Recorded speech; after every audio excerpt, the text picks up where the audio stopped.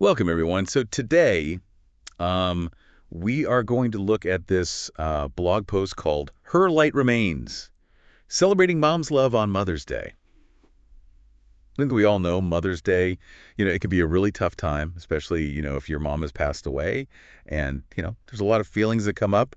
Yeah. And what we're going to try to do today, we are going to look at this blog post and the frequently asked questions that they posted alongside it, and kind of see what they have to say about how a mother's love can stay with you even when she's gone, and maybe some ways you can celebrate that. Right. We want to keep this comforting and uplifting. We don't want to bring anybody down, and we really want to focus on those memories. You know, hmm those memories and the love that you have. So why don't we start with this idea of creating meaningful traditions? What do you think? Yeah. Yeah, I think that's a good place to start. Starting a tradition can be really great. It can really help. And the blog post has some really nice um, suggestions for things you can do, like, think about a place that was really important to your mom, maybe a park that she loved, or just, some place at home, or maybe even like a bakery or a coffee shop. Right. Going to one of those places, it can bring back a lot of memories. Sometimes our brain will like connect memories and emotions with certain places. And so if you go to that place, you can kind of feel those feelings again. I totally get that. And the blog post mentions even taking it a step further, like bringing something that she really enjoyed to that spot, like flowers or something. Maybe even something from a bakery, if that's the Mm-hmm. place that you go to. Right. And just, sit there and have a cup of tea or something that she always enjoyed. It's like, it's really engaging your senses. And I know smell and taste, like they really take you back. Like if you Mm. smell a certain thing, you can instantly remember something from the past. Yeah, absolutely. So I think taking that time to remember her in a place that she really loved and really think about her, I think that's just a really nice intentional way to honor her. Yeah, definitely. And the FAQ, it talks a little bit about getting your family involved. Like if you have siblings or other family members, maybe start this tradition with them and you can all reminisce together and that can be a really nice experience. You kind of keep her memory alive as a family. Totally.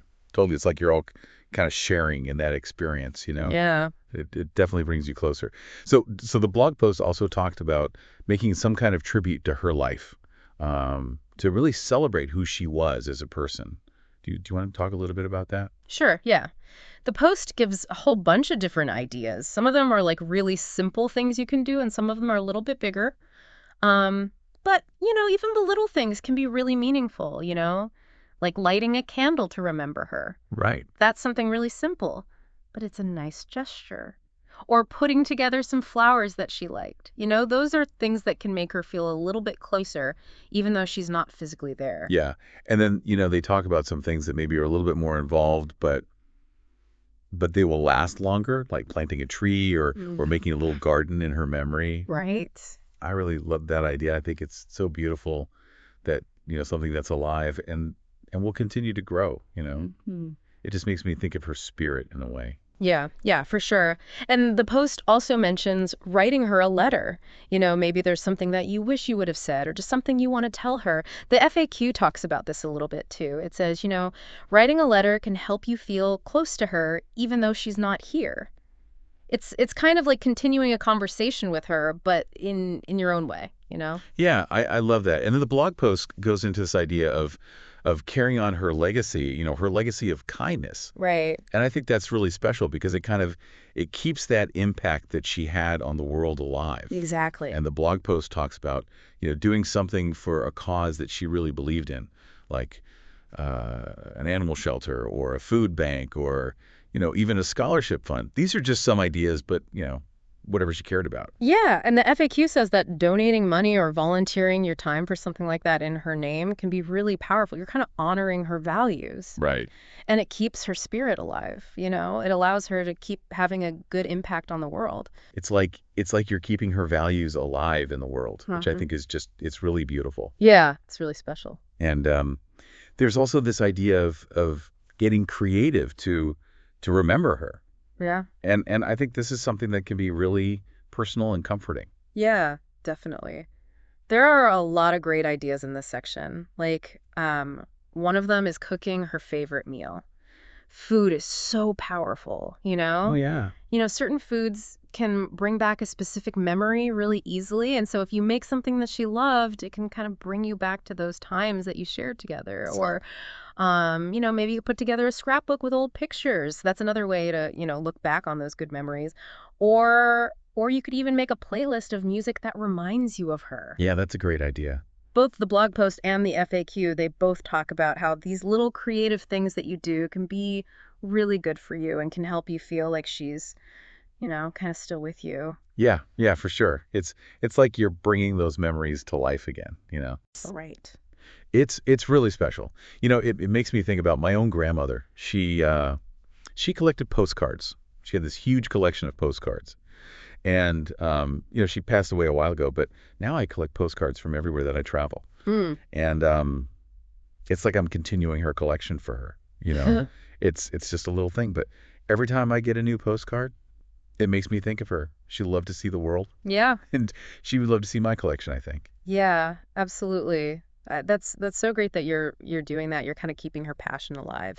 So the next thing the blog post talks about is taking care of yourself on Mother's Day. Yeah, that's really important. It is. Mother's Day can be a real emotional roller coaster. You might feel sad, you might feel happy, you might miss her, or you might feel grateful for the time you had. And the post says, it's okay to feel all of those things. There's no right or wrong way to feel. Yeah, I think that's so important to remember. FAQ talks about this too, and it really emphasizes that it's okay to celebrate her in a way that feels good for you. Maybe you want to spend the day with family and friends, or maybe you just want to be alone with your thoughts. It's Right. it's totally up to you. Maybe you'll cry, maybe you'll laugh, it doesn't matter, you know. Just be kind to yourself and let yourself feel whatever you're feeling. Yeah, exactly. Don't judge yourself. Yeah. There's no wrong way to go through this. And the blog post ends with this really powerful message. Yeah. Her love lives on. Yeah.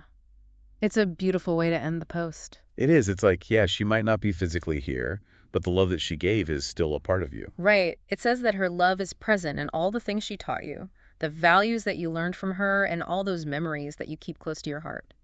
Both the post and the FAQ, they talk about how a mother's love is something that stays with you forever. Yeah, it doesn't just disappear. Exactly. And the FAQ says it so well. It says that even though you're grieving, Mother's Day can still be a day to celebrate her life and the love that she gave you. There's a lot of hope in that message. It shows how powerful that bond between a mother and child is. It really is. And I think that's something that we can all hold on to, Yeah. even when it's hard. So as we wrap up here, Mother's Day is coming up, and we hope that you'll think about some of these ideas that we've talked about. Yeah. Think about what would feel meaningful for you as a way to remember your mom and keep her spirit alive. Maybe you want to visit a place that was special to her, or cook one of her favorite meals. Right. Or maybe you just want to sit quietly and think about all the things that made her so special. Think about what you learned from her and how that continues to impact your life today. Even if you're feeling sad, we hope that Mother's Day can be a day to remember the amazing woman she was and the love that she gave you, a love that will always be a part of you. Beautifully said. Thanks for listening, everyone. Yeah, thanks for joining us. We'll be back next time with another thought-provoking exploration of a topic that matters.